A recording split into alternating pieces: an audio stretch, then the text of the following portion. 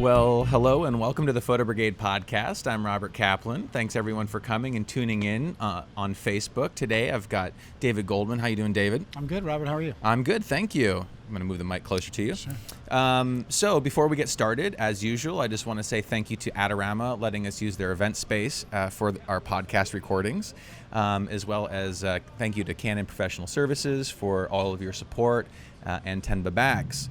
If you're watching right now on Facebook, please hit the subscribe button. Not exactly sure where that button is. I think it's somewhere below, but do subscribe to our Facebook Live so you get updates when we do go live in the future for events like these and our panel events, which we have monthly as well.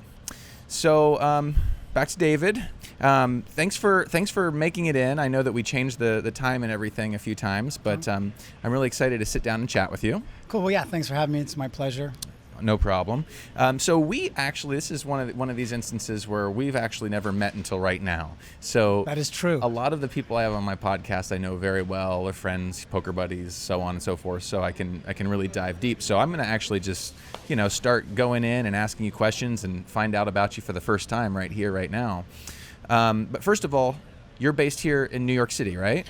Yeah, I'm originally from Toronto. I lived in LA for 11 years, but I've been in New York for 11 as well. Oh, okay. 11 years now. Yeah. Okay. Where in New York do you live? In Brooklyn. In Brooklyn. Where else do photographers live? Hey, I live in Manhattan. Nice. Upper West Sider. Wow. I was in the Upper West Side Really? for a while. 100th and Broadway. Okay. Upper West. Nosebleeds. My friend David Bergman lives like on 180, and we call it Upper West. I forget what it's called. We call upstate Manhattan. Or it could be like Lower Bronx. Lower Bronx. That's even better.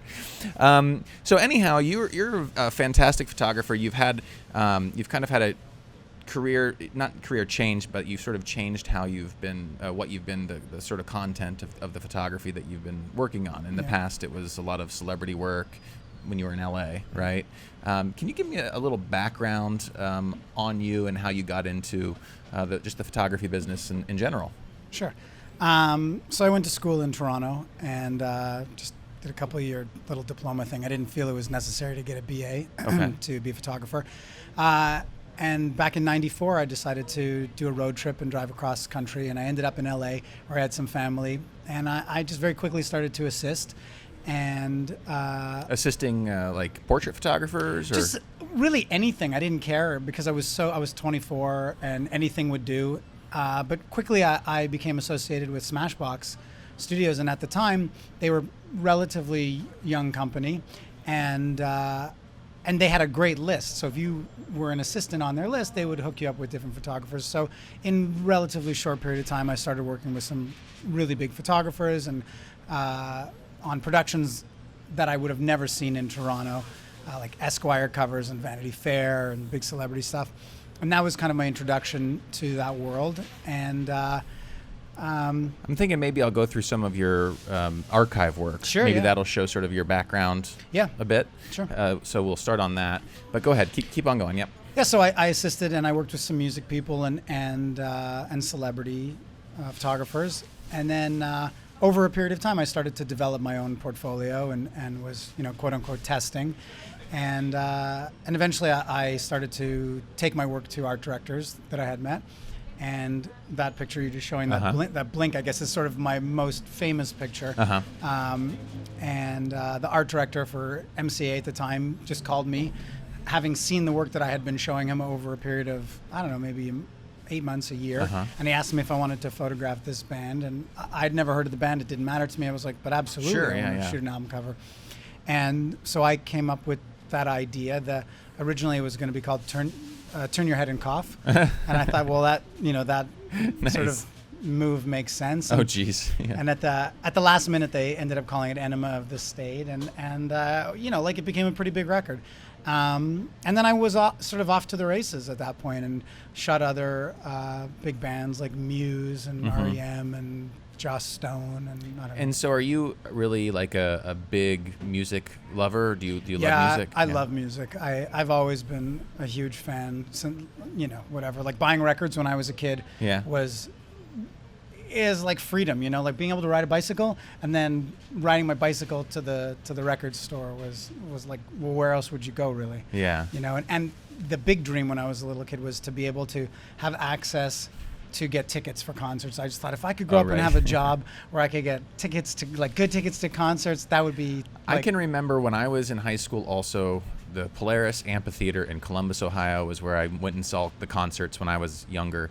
And as I was, later in high school working for local bands and so on, I started getting credentials to shoot these shows. And that was my start into, music photography as well. I don't shoot so much music these days, but I know what you're talking about, just the excitement of being in the pit, especially, and shooting these people that, people dream to be in front row, and you're in front row. You're in front row, and you can pretty much hang out. And I did a lot of work with Warner Brothers, and so I had sort of access beyond access, where often the photographers in the pit would have the first 3 songs. Right. I could hang out the whole show.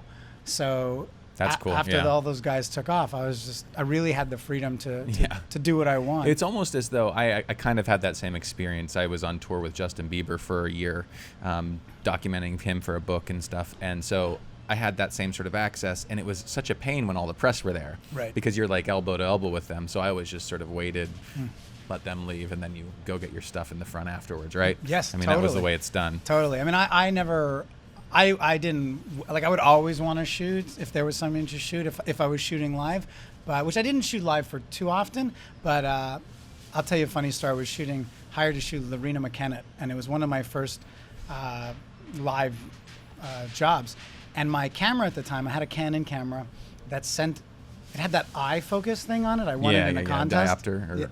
It would, wherever you looked, it would focus. Oh, really? Yeah, it was super cool. I don't know why they don't make it anymore. Oh, I've never heard of that. It would shoot out I guess like a red beam, for its focus thing. Oh, yeah, like an IR beam, yep. Right. So she's on her piano, and this red beam comes out, and it's like it looks like someone's going to shoot her with like a laser thing. And I can see she looks right at me. She calls over security, and 2 minutes later, they're like, out of here. They just kicked me right out. And I was hired by the label to be there. So that was kind of funny and embarrassing. But funny and embarrassing, yeah. Well, cool. The performers always have the final say, really. If they want you out, you're out. It's a bummer. Yeah. Do you remember what your first concert was? The first concert I ever saw? Yeah. Not saw, but shot. Oh, because I'm Canadian. The first concert I ever saw was Rush. Oh, so, was it? Rush, nice. That's like how that. But the first concert I ever shot, God, I don't remember the name of the band. Yeah. I don't. So it wasn't like a big one? No, it wasn't a big band. I shot Coldplay when they were very new, and I shot them for Guitar World. I love Coldplay. I mean, their concerts I think are really cool. I mean, just in terms of their lighting and back. I mean, I've shot them once, and I just got a lot of variety. But it was probably after you'd shot them, years later. Well, I shot them at the Mayan Theater, I think, in L.A. Uh-huh. And honestly, this guy was a bit of a dick. Oh, yeah. The artist, or? Yeah, what's his name, the singer? Oh, Chris something. Whatever. Come Chris on. Paltrow? Formerly Chris Paltrow. Yeah, so he was not very nice, and I got some good shots. And then when it came time to the concert, I was kind of in a bad mood because I didn't feel he was very nice. And I was watching the show, and they were boring to me, so I left. I didn't even hang out for the show. I took a couple pictures and I bailed. Yeah. So that was an early on. Yeah, that was relatively early. Yeah. My I remember when I shot them, they came out and then just a complete backlit screen, and it got some neat shots, and they had pyro and stuff. So yeah, I mean, by that time, it was like a far and away much different of a band then. Yeah. So we're gonna go back and forth between a lot of your different work. We've got some websites up. We've got Photo Mechanic with some archives and everything. But I want to kind of jump into how you've changed from shooting that kind of rock and roll, portraiture, music, into more humanitarian sort of work. Okay, so right around the time when I moved from New York to LA, or from LA to New York, sorry, my best friend was diagnosed with breast cancer in LA, and I was pretty distraught by it. And very quickly, with another friend, we created a website called Send Your Best, and it was basically a support community for her, where people could send messages and let her know they're thinking about her, and you could forward the website on to other people. in a few months, hundreds of people started to write to her, and I thought, wow, this is amazing. If I can make this available for everybody in the world, regardless of issue, like it doesn't have to be cancer, just things that are challenging. So that sort of got my head into doing good, I guess. And through that, I started to do some portraiture with Gilda's Club, which is a cancer support community, and trying to build Send Your Best Up. I was just meeting these different communities, and I wanted to find ways that I could sort of do what I do and help out. And then about a year later, I had an opportunity to go to Ethiopia and with a group called Salam Garage, which was sort of citizen journalists, and to do some work at a fistula hospital, which is a birthing injury where the baby dies 100% of the time and the woman is left incontinent. And I went out there and I shot all this stuff, and it was a pretty profound experience for me. I shot some video. I have the video on the site. You could see it. But and that was the beginning. And I saw how people reacted to those images and how they were inspired to donate money to the hospital, which was incredible to me. Which one was it? This one, Ethiopia? Yeah, that one. Okay. Let's go Going ahead. Home. And it's about two young girls who had both lost their babies to a fistula. And then I sort of acted as a missionary and got them back home to their villages. So it was just like a very profound effect on me. And from the images from there, I was hired by UN Women to go back to India and Bangladesh to do a story on violence against women. And that was really the kickoff point. And then I just started to do some other things. And I kind of never really looked back at music. So it fulfilled you more. Yes, tremendously. That's wonderful. Being able to do something that you see a direct correlation to what you're doing, actually helping people. When I had a friend in Toronto, for New Year's Eve dinner, they do a theme, and this one, after they had seen what I'd done in Ethiopia, they did an Ethiopia themed dinner, made Ethiopian food, but they ended up raising $500 amongst themselves and donated that money to the hospital, which was enough for a girl's surgery. Which, Wow. That would have never happened had I not done the photos. So I thought, how can I do more of that? Like, what can I do to help make When change? you realize that through your craft and your skill, you can do something that helps others rather than just put money in your pocket, I think that's a big thing. Yeah, and in this industry, it's sometimes hard to put money in your pocket anyway. Yeah. So if it's not about money, or if all things being equal, if I can do good, then I can live with that. It's not that I don't love like shooting rock and roll and celebrities, and like I get a kick out of that. It's fun, but at the end of the day, I think there's greater value in doing this kind of work. Right. So I'm going to go ahead and open let's see here. I think you had some photos from that you sent along, maybe? Was this it? No. From which? Ethiopia? This is it. These are all Going Ethiopia. Home. Okay. Yeah. Select all. We'll go through some of these. Oop, how do I do this? Fill slideshow. There we go. So these are some of the stills that came out of that project. Yeah, so that's the hospital. Like all the women there, young women, are recovering. How from was surgery. that so going into a situation where you are a white male.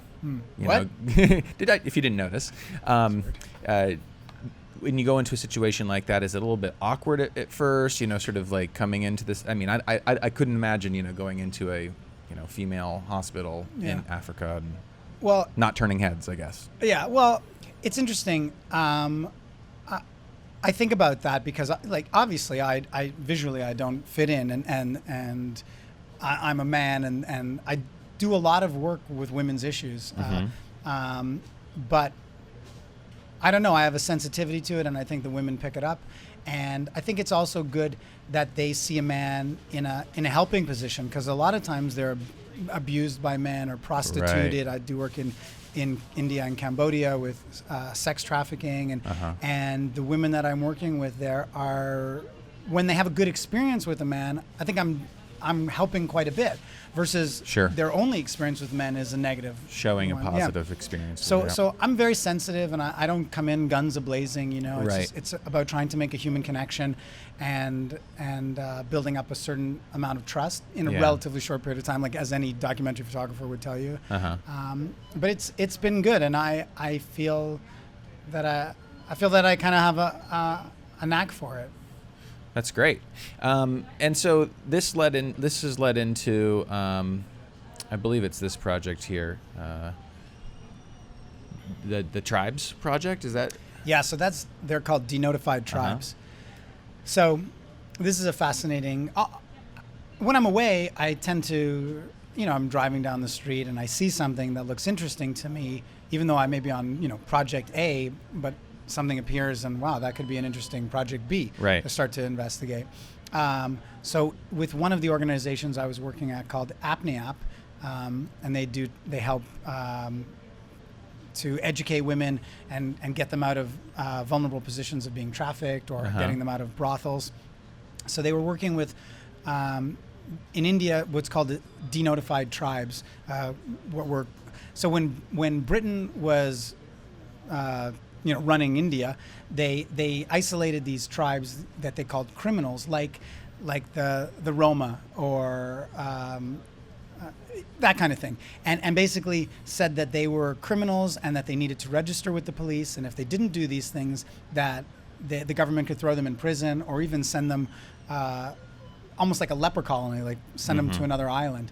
And as a result, these tribes that used to rely on music and tattooing and lots of different ways of earning a living were not able to do that anymore, and they went into pretty extreme poverty, often having to sell their kids into prostitution. That's awful. Yeah, and so I started to photograph this story on Denotified Tribes, and so when India got its independence, so they used to be called Notified Tribes when the UK had it, they called them Notified, and then when India got its independence, it took them 5 years for them to say that these tribes are now denotified. They're no longer falling under these categories. They don't have to register with the police. But so much damage had been done by that time that they're living in abject poverty. These girls, these children, are living on the side of a street in near Nepal.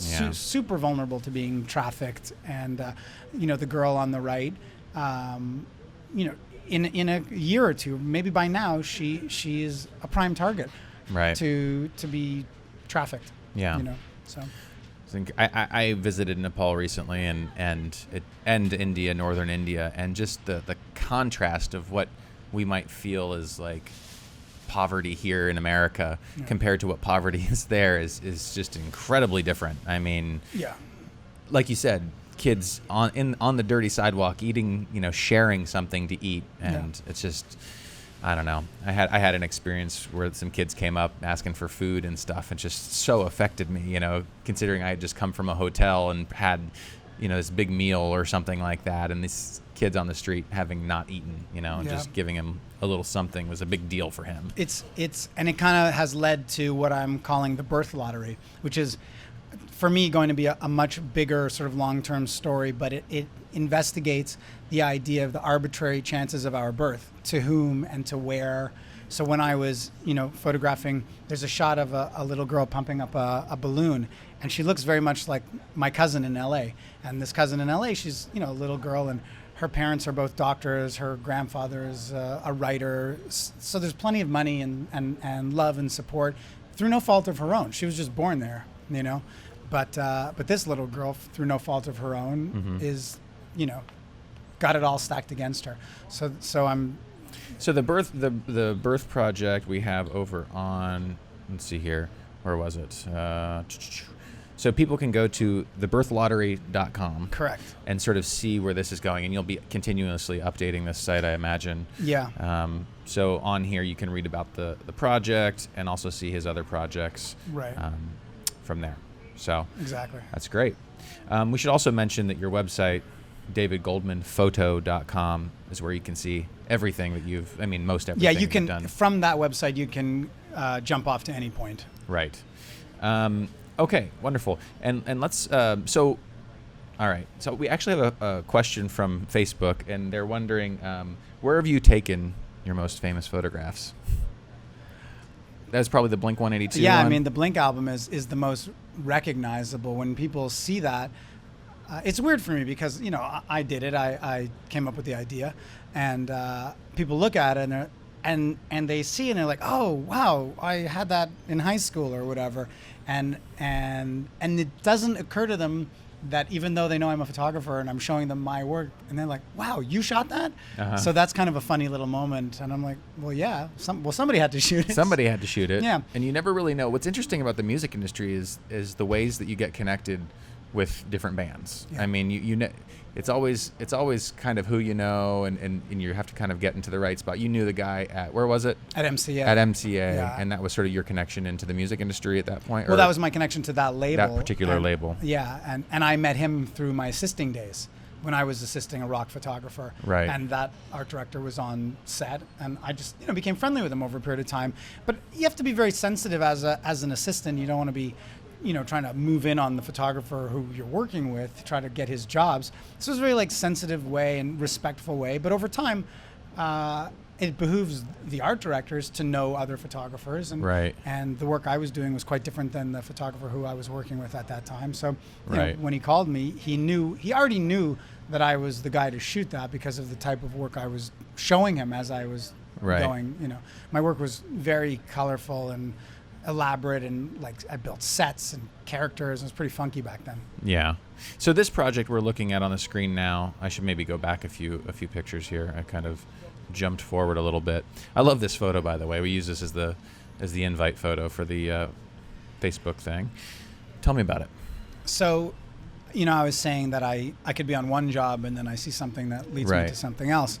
So I was in India working for UN Women, and we were going up to this little town in Karnataka that there were these sex workers, trafficked women, prostituted women. And on the way up, we passed this factory, and in the front of the factory, it was just like a tent city. And it was like, it didn't compute to me. I didn't know what I was looking at. And so I had asked the people we were driving with if they could stop and just tell me more about it. And they said, oh, these are migrant sugarcane workers. They come, you know, they take an Just ox for the season. Yeah, they come for the season for 6 months, and they harvest sugarcane. So I got out of the car and I took that photo that you liked, and I took a couple other shots, and I thought, wow, this is really cool. This is an interesting story to maybe go back at. And so I spent 3 years thinking about it and kind of waffling back and forth, and then I thought, you know what, I need to do this project. It needs to happen. So I did an Indiegogo. And I raised a little over $7,000, and I went off and did that project. And the idea with this project was to use technology to tell a story in a more dynamic way than I had seen previously in photography. I wanted to use GPS mapping. I wanted to use augmented reality. I wanted to use motion and stills. Whatever else I could squeeze in. Obviously, $7,000 is an incredible honor to get from people you don't know. Sure. But it's not a ton of money to do a project either. Well, yeah. I mean, first you have to have the flight alone. Yeah, that takes away $1,500 right out the gate. Yeah. I've got a question from Sure. Facebook. They're wondering what kind of gear you typically use. for Yeah, your I just shooting. use a disc camera. No, I'm just A kidding. disc camera, like with a CD Kodak disc camera. with like a floppy in it. Yes, with a floppy. I use a 5D Mark III. It's for sale because I'd like a Mark IV now. You heard, if anyone's looking for a 5D Mark III. Yeah, it's shot some cool stuff. Yeah, absolutely. I'll sign it, or I won't sign it. Whatever gives it more value. I tried selling my cameras from the Bieber tour, saying, Yeah. you know, these were the cameras And that, they're you know, and kids were like, I'll get it. But That's- of course they never did. Their parents didn't buy it for them. So my friends bought it off me. But I use a 5D Mark III. I use a 2470, 5014. I have something else. Oh, a 24-105, which for the longest time, the 24-105 was really the only lens I used. I loved it. And then last year, I started using the 50-1.4, and I got so into it again. I remember. Have you ever used the 1.2? I did. I've used it a bit, but it's a pig. It's a big one. It's a big, heavy pig, and for the like negligible amount, the 1.4 is fine for me. But when I first got into photography, they used to, like a 50 mil was kind of the lens that came with the camera. When I bought a Nikon F3, it came with a 50. But as you're learning, you're like, oh, I want to get a 24, I want to get a 185 or an 85, and kind of just stop using the 50. Right. You know? But to come back to it was really a revelation. You know, my feeling about 50, and one of the things when I interned here 10 to 12 years ago now, which is crazy. Someone told me, I think it was Vincent Lafayette, said, if you can get a 50 millimeter lens and make great photos with that, then you're a great. You're really a talented photographer, because it's limiting, but I call it a move your ass lens, because you can get real tight and it gives the impression like a telephoto. You can back up and it's still pretty wide. If you just back up, you just can't stand there like you might be able to with a 24 to 105 zoom in and out. And I think that's one of the things that really gets people that are getting into photography to really see differently, is when they actually have to move themselves up and down and around and close and back and so on. So that's what I tell people. I mean, if you have this lens, okay, it's not perfect for everything all the time, but don't be afraid to take a step in or take a step back. But I love it. I mean, when I put it on, I can't.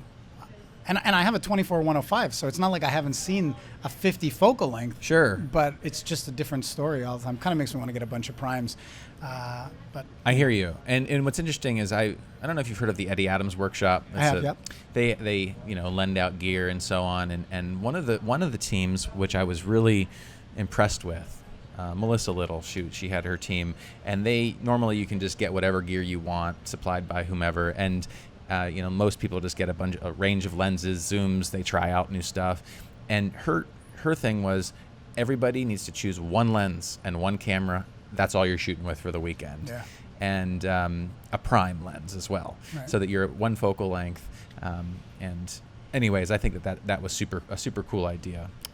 You can get lazy if you're just zooming in and out. It's a good place to. I'm kind of old-fashioned in that sense. I think you should really have the basics. You should understand fundamentally what you're doing, and expand from there. There's nothing wrong with zooms. Are awesome. I love them. But if you don't, it's like if you don't speak the language, then I don't know. I think you're doing yourself a disservice to a certain extent. I've got another question here from someone. Do you try to take one shot with extreme story, or do you develop the story on a series of photos? I'm not sure if I quite get that question. Did that make sense to you? Do you try to? Do you? Let's see here. Do I look at one image to tell the whole story? Right. I think that's what they're getting at. I think.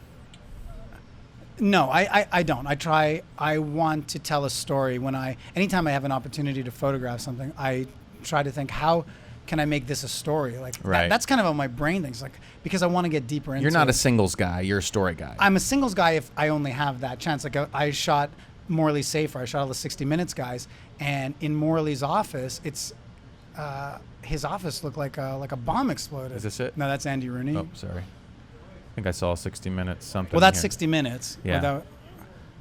So was it? No, this was just. Well, keep going. He'll be. Okay.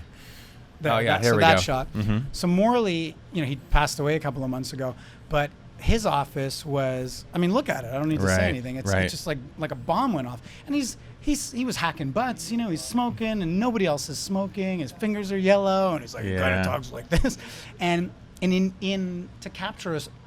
to capture it in one shot is a great challenge and something I love to do. But if I'm going away and I'm doing a project and I want to tell it in multiple ways, so I'm sort of bound by the limitations of the project. If I got 5 minutes, I'll do it in 5 minutes. If I have a month, I'll go to town. Right. So we'll continue looking at some pictures. I want to kind of talk a little bit about business. Okay. And rent here in New York is expensive. I was just talking about that. Yeah. And I'm always talking about that. I'm always talking about that. I just signed a new lease. I'm moving in 2 months. I've now lived here for 12 years. It's like when I think about how much money I've spent in rent in the past 10 years. It's brutal. It's crazy. Right. But the reality is, if I hadn't have been here in New York, all these connections, Well, it's what we have to tell ourselves. Exactly. A lot of, So anyhow, I'm curious how you do it how do you survive as a photographer, especially doing these types of projects. You mentioned doing fundraising website, Indiegogo, was it? Yeah, Indiegogo. There are other types of things like that. Do you have like certain clients that you rely on to sort of pay the bills, and that gives you the freedom to do other things? Yeah, I do. I have. Well, I've done a couple of things. When the economy tanked, I've been very resilient. In one sense, I've been lucky that I'm single. I don't have a family, so my responsibilities to taking care of other people are mitigated by that. In New York, I don't need a car. There's all those things I don't need and don't have to pay for, which obviously has its goods and bad. But when the economy tanked, I went through a really tough time, and credit cards maxed and all of that kind of stuff. But I was lucky, and I started to do some tutoring, some online tutoring, which helped me, like sort of saved me through a really rough period to allow me to just sort of hibernate and see it through, where many people just couldn't tread water through that period of time. And then coming out on the other end. Well, what are your clients like? For instance, who'd you shoot Anderson Cooper for? Well, so it's kind of interesting. That 60 Minutes was something I wanted to do. I was at this event when I was telling you about that Send Your Best, and I was building that company up. I went to this event at MoMA. It was like a talk on courage. Right. It was about courage, and Richard Branson was there, and Bob Simon was there. And Bob was talking about how in the first Gulf War he was kidnapped, and he was held captive. And this was before Google and the internet, really. And there's Bob, an amazing guy, and I wouldn't have got to 60 Minutes without him. It's a beautiful portrait. I love the... Thank you. Yeah. So he's telling the story, and he's saying that, he's a Jewish guy, and his politics sort of lean pro-Israel. And at the time, if any of his captors would have Googled that, they would have killed him, straight away. So I thought that was fascinating. And even though I was there for Send Your Best, I went up to him afterwards and I asked if I could do a portrait. So I really just got into 60 Minutes because I just had an opportunity. And I'm an opportunist. Like, if I see something that I want to shoot, I try to find a way to do it. I don't let anything get in my way. And so you figure it out. I figure it out. And I think that's our job. I was saying earlier, like, we're problem solvers. We have to constantly figure out, I have a friend who says, like, figure it out, become an expert. Right. And so that's my friend Mike Coulter. He says that. I've heard things like photography's 2% taking photos and 90%, moving furniture, or like taking the pictures is the easy part, right? The business part is the tough part. Yeah. So I did 60 Minutes on my own dime. I've done a lot of things on my own dime because I believe it'll push it forward. I'm pitching something to 60 Minutes to actually work with them. Hopefully they'll bite. I do portraits for law firms, Law firm, yeah. So that's I'm not that picky in a sense. I have an ego that I want to always do certain things, but like at the end of the day, even the worst day ends, and then whatever you get. I couldn't agree with you more. I mean, the worst day being a photographer out in the field beats the best day behind a desk. In my opinion. Yeah, I've said many times that, like, this is a pretty good gig. Not that this would be me, but I could be punching doors at the Ford plant. And I have an incredible opportunity to work and meet new people and do all that stuff. So this is gnarly. Like, yeah, this guy just hangs on. Suspension dudes. Yikes. These guys were doing selfies of themselves, right. allow themselves to introduce themselves. But they were doing selfies while they were just hanging. And I was just like, what the? Wild. So I also noticed a few different things, I should say. This looks like you're using a medium format, different formats of film. This might not be medium, 4x5s here. Yeah. That's one of my top 5 favorite photos I've ever done. Yeah. And so I noticed you also use a lot of lighting in some of your work, and I'm curious, do you tend to use like small systems when you're on the go, or do you, some obviously you have softbox and a better setup. So I like to light. Like, I consider myself pretty technically savvy, lighting wise. I'm not very good technically at the accountant, but so lighting's really important to me, and I'm very critical and judgmental of other work that I see that is badly lit, and I don't think there's an excuse for it. Sure. So But when in my assisting days, I worked for a guy I worked for two people. One, I'm not going to give names, but one person had every pro photo in town. Right. It was a woman. I'm not going to give you a name, but she, but Annie used to have all of her pro photos, like tons of stuff. And the first time I worked with her, I was like flummoxed. I couldn't imagine needing all these lights. And then I worked for another guy who was very minimal with his lights, but his lighting was beautiful. And we did major advertising, like big stuff. And I thought, what do I need to be schlepping all this kind of stuff? A lot of people feel they need to look cool for the client. They need to show that they're doing all this stuff. That was an LA mentality. Yeah. I don't buy that. My attitude is that the result is going to be great. Sure. So lighting to me is somewhat simple. I often use umbrellas with a 216 hanging in front of it. I like it really, really soft. Like my kit is if I'm doing studio stuff, it would be 3 lights, really, like a key light and maybe a couple of backlights with grids. But really, it's umbrellas with a 216 hanging. And it's not to say that everything you do is just lit work. I mean, there was a few photos in that where you're just using, window light or open shade or whatever. Ideally, I want to use as little light as possible. Like I don't want to augment lighting, or I'm happy to augment, but I don't want to be a pig with light. Right. There's a shot of, this is with a big Ellen Chrome with a pro photo, but there's a shot of the 2 cowboys sitting on it's kind of the main one. This is a cowboy shoot you've been working on. Yeah, I did in Utah. There's a shot of 2 cowboys sitting on the fence, and it looks like pretty crazily lit. The sky is really funky. It's with like an on-camera flash. Right. There's one light with an on-camera flash. I don't know if it had a diffuser or whatever. Sure. And that's it. So I think it's a question of recognizing what is available to you, and then knowing what you like, visualizing what you want to have, and then getting that. And that's kind of how I do things. Of course, like there it is. That was the last one, of course. One, yeah. So that's just one light. Right.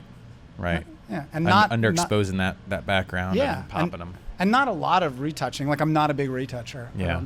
I don't. I mean, I'll get rid of zits and whatever. Sure. Or some junk on the screen, but I'm not like Well, that's great. So I mean, I'm also the same sort of way, minimalist. I kind of keep it simple, stupid. Yeah. Like if I can do a shoot where I'm just have one camera and one lens, even better. Yeah. I mean, I used to shoot sports. I used to shoot all these different things with all the gear, and now it's heavy. It's heavy. It's a pain. I literally stopped shooting sports. I worked for the freelance for the Intern, and then freelance for the New York Times for like 10 years. And at one point, I just had to say, you know what, I need to stop shooting sports.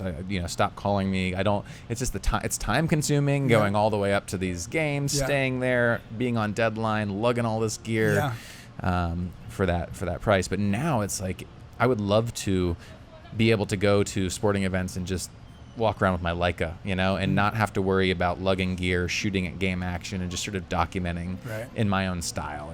That's when I was starting, like. Early days, I'm a big Formula One fan, so I used to go to Montreal from Toronto and shoot racing. And I don't remember what lens I had, but we were young. We would jump over the fences and we'd get right by the track.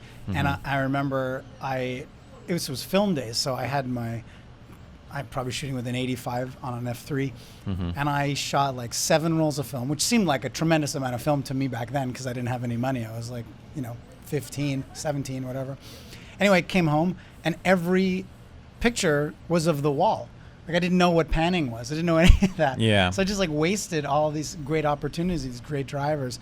But seeing some of the really great Formula One photographers that I communicate with sometimes, the monster lenses that they're schlepping around. Yeah. And Tell me walking about it. the tracks. Oh well, the Rio Olympics just happened, Right. and I was did a little Snapchat. We had people take over this is a good segue, Instagram stories. Yeah. And they had a gear cabinet with $10 million worth of Wow. Canon lenses, Like the big glass. lenses. Oh my gosh, incredible. Yeah. And you see those photo pits at the Olympics of all the people, hundreds and hundreds of photographers, all with these, each of them have like Right. $20,000-$30,000 worth of glass on them. To me, it's great work when you see it. It's amazing, but I don't like that kind of competition. Like, I get nutted up when I'm with friends and I take a picture and they copy my picture. Right. It makes me crazy. So I couldn't be even though I would love to capture those images sometimes, like the gymnastics or certain things, I was just like, oh, this guy's like totally getting my picture. I'd love to go to the Olympics and shoot what I want to shoot. And there were a few people that did it this year. David Burnett, who goes out there every year and just like shoots. I think he was actually shooting for them or something, but he was shooting with like a speed graphic. Right. The whole I time. saw this. It's just incredible. So he's doing something totally different than Right. absolutely everyone else and stands out because of it. And not under the pressure of, it's like doing a wedding for your friend and saying, Right. yeah, I'll do your wedding, man, but I'm I'm doing it my way. Yeah. Yeah. You'll get what you get. Yeah. Take and it or it'll be leave great. it. Right. It'll be great. And if it's So not, don't tell me. let's transition quick before we wrap up to social media. We all do social media. You obviously do too. You've got a long screen name, the David Goldman Photo. Well, I do that. I feel like I'm plugging these other cats, but there are actually two other David Goldmans who are photographers now. Oh. And luckily you're they're both the- I good get it photographers. now, yeah. They're good because they could be crappy that are bringing the name down. Right. But they're both good photographers. Yeah, I so- did see that when I looked up your site. I first hit a British photographer. I think. Right, and he does like more fashion, and Right. it's funny because he does stuff that I used to do. Right. And the other one, also David, Yeah.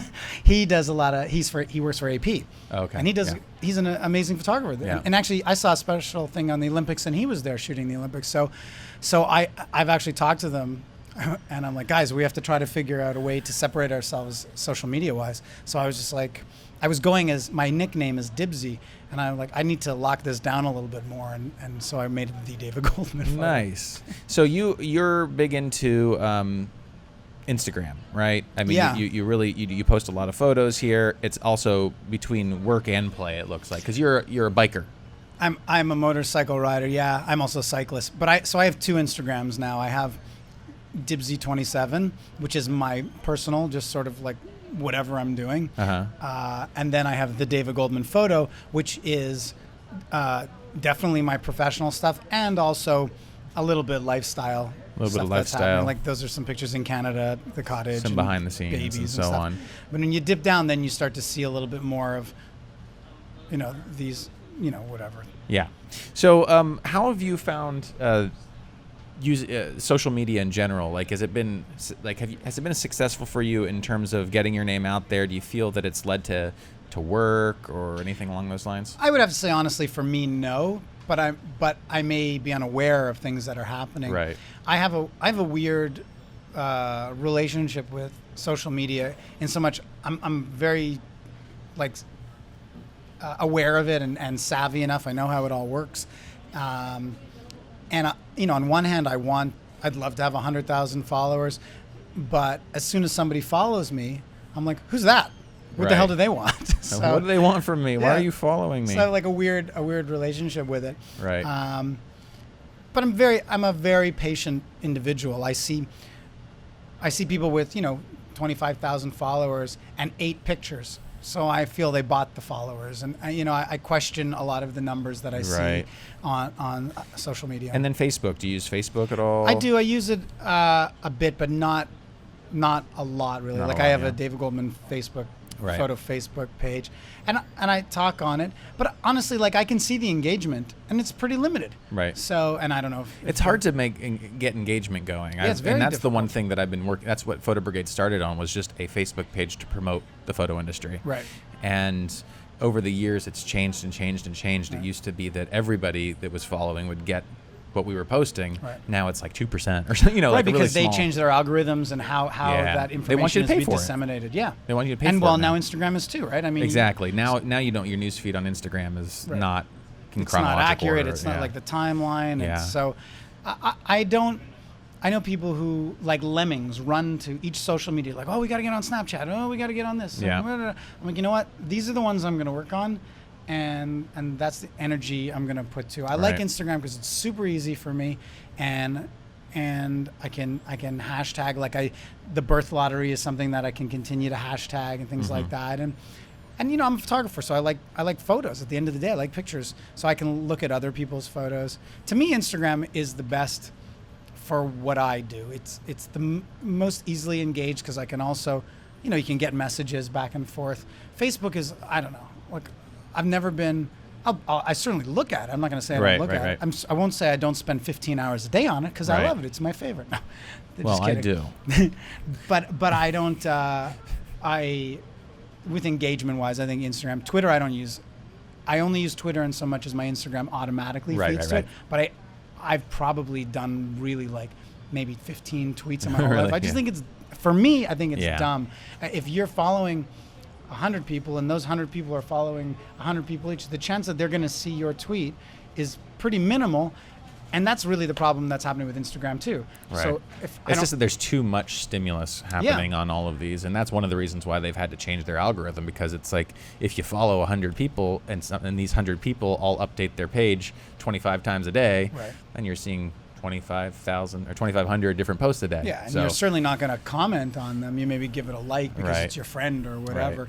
But I don't. I don't put a lot of weight in that. I put weight in my website. I put weight in like me getting my work out to different websites that are hosting, like the Migrant Project, to getting it out to, like, it's on maptia.com, which I think is an amazing website for storytelling, on social documentary. That's my goal, to get it to those places, because I feel the people who would potentially hire me are poking around on those sites. Sure.